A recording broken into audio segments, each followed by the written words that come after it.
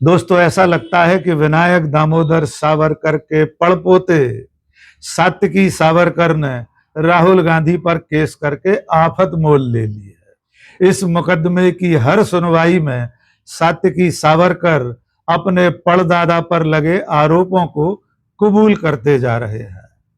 उनके कबूलनामे सावरकर के समर्थकों के लिए भारी आफत का सबब बन गए हैं। उनके कबूलनामों को बर्दाश्त करना सावरकर के समर्थकों के लिए मुश्किल हो रहा है। आप जानते हैं कि पिछली सुनवाई में सात्विकी सावरकर ने यह मान लिया था कि उनके पड़दादा ने अंग्रेजों को 10 बार दया याचिकाएं लिखी थी, और अब अपने ताजा बयान में सात्विकी सावरकर ने यह भी कबूल कर लिया है कि विनायक दामोदर सावरकर रत्नागिरी में रहते हुए अंग्रेज सरकार से गुजारा भत्ता लेते थे, उसके लिए बाकायदा चिट्ठियां लिखते थे। इसके अलावा सात्विकी ने यह भी कह दिया है कि उनके पड़दादा को माफी वीर या अंग्रेजों का एजेंट कहना बहस का विषय हो सकता है, इसलिए इस तरह के शब्दों का इस्तेमाल करने वालों से उन्हें कोई शिकायत नहीं है। उनके खिलाफ उन्होंने कोई शिकायत दर्ज नहीं कराई है।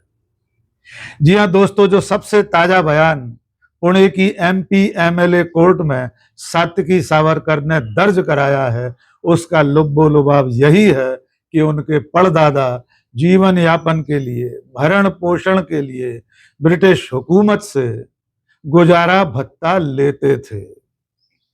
आप जानते हैं दोस्तों, पुणे की एमपी एमएलए कोर्ट के जज अमोल शिंदे की अदालत में सात्विकी सावरकर द्वारा दर्ज मुकदमा चल रहा है।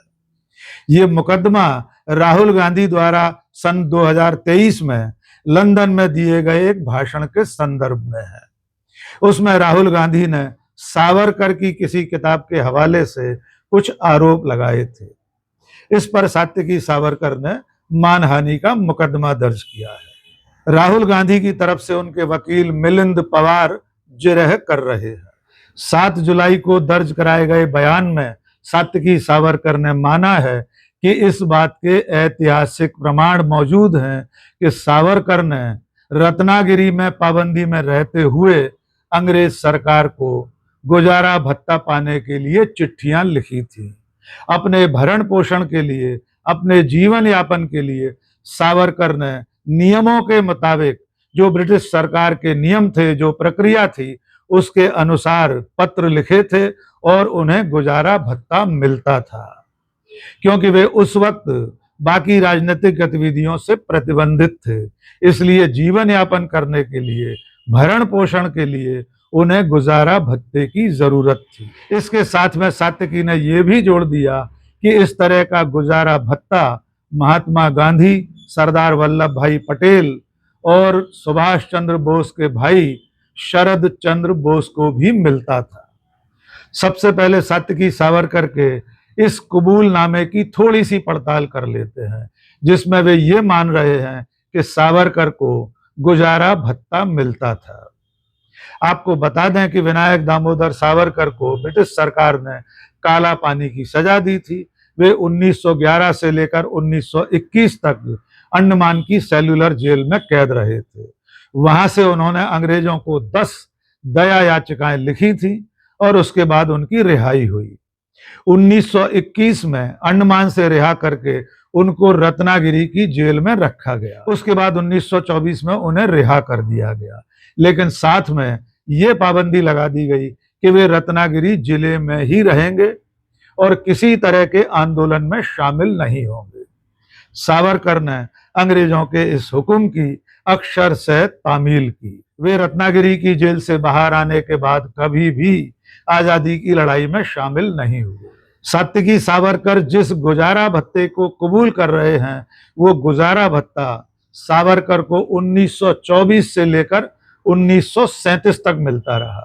1937 में तत्कालीन बॉम्बे सरकार ने उन पर लगी हुई पाबंदी हटा दी थी। यानी कुल मिलाकर 1924 से लेकर 1937 तक 13 साल विनायक दामोदर सावरकर अपने भरण पोषण के लिए अंग्रेज सरकार से गुजारा भत्ता लेते रहे। ये गुजारा भत्ता उस वक्त 60 रुपए प्रति माह था। इसे बढ़ाने की मांग भी रत्नागिरी के कलेक्टर से सावरकर ने बाकायदा लिखित में की थी, यद्यपि उनका गुजारा भत्ता बढ़ाया नहीं गया था। अब सात्विकी के उस दावे की भी पड़ताल कर लेते हैं कि महात्मा गांधी, सरदार पटेल और शरद चंद्र बोस को भी गुजारा भत्ता मिलता था। सबसे पहली बात तो यह है कि सावरकर को जेल से बाहर आने के बाद 1937 तक गुजारा भत्ता मिलता रहा, जबकि महात्मा गांधी, सरदार पटेल और शरद चंद्र बोस को जो भत्ता मिलता था वो भत्ता उनको जेल में रहते हुए मिलता था, और वो भी निजी तौर पर इन तीनों ने कभी भी किसी तरह का कोई गुजारा भत्ता नहीं लिया। वो एक तरह से जेल में रहते हुए जेल अधिकारियों को, जेल प्रशासन को राज्य सरकार की ओर से दिए जाने वाला एक अलाउंस था, यानी कैदियों के रखरखाव, उनकी सुविधाएं, जेल की बैरक से लेकर और जो दूसरे इंतजाम होते हैं, जो दूसरे खर्चे होते हैं, उन खर्चों के लिए हर कैदी के ऊपर जेल की अवधि में जो भत्ता निर्धारित होता है, गांधी, पटेल और बोस उस तरह के भत्ते के अधिकारी माने गए थे। लेकिन व्यक्तिगत रूप से इन तीनों ने कभी भी किसी भी तरह का भत्ता नहीं लिया था। और महात्मा गांधी ने 1930 में, जिस वक्त वे यरवदा जेल में कैद थे, तब इस भत्ते को लेने से भी चिट्ठी लिखकर इनकार कर दिया था। वो पत्र आज भी सरकार के दस्तावेजों में मौजूद है, और उन्होंने लिखा था उन्हें इस तरह के किसी भत्ते की जरूरत नहीं है। इसके उलट उन्होंने जेल प्रशासन से कहा था कि उनकी जरूरत के मुताबिक पत्र पत्रिकाएं, अखबार उन्हें उपलब्ध करा दिए जाएं। यानी सात्विकी सावरकर अपने परदादा को व्यक्तिगत रूप से मिलने वाले गुजारा भत्ते और गांधी, पटेल और बोस को जेल में कैद रहने के दौरान मिलने वाले, जेल प्रशासन को मिलने वाले भत्ते की तुलना एक समान कर रहे हैं, जबकि ये दोनों चीजें बिल्कुल अलग अलग हैं। सबसे बड़ी बात यह है कि सावरकर जेल से बाहर आने के बाद भत्ता पाते रहे, जबकि बाकी लोगों को बतौर कैदी उनके कैद में रहने की अवधि के लिए जेल प्रशासन को मिलने वाला भत्ता था। माफी वीर और ब्रिटिश एजेंट जैसे शब्दों पर सात्विकी ने अदालत में कहा, वे यह पुष्टि नहीं कर सकते कि इतिहासकार उनके परदादा के लिए इन शब्दों का प्रयोग क्यों करते हैं। उन्होंने कहा कि यह मामला अभी भी बहस का विषय है। यह सच है कि स्वतंत्रता आंदोलन में उनके योगदान के बावजूद सावरकर पर माफिया और अंग्रेजों के एजेंट होने का आरोप लगाया गया था, लेकिन ये मुद्दे बहस का विषय हो सकते हैं, इसलिए मैंने किसी के खिलाफ कोई शिकायत दर्ज नहीं कराई है।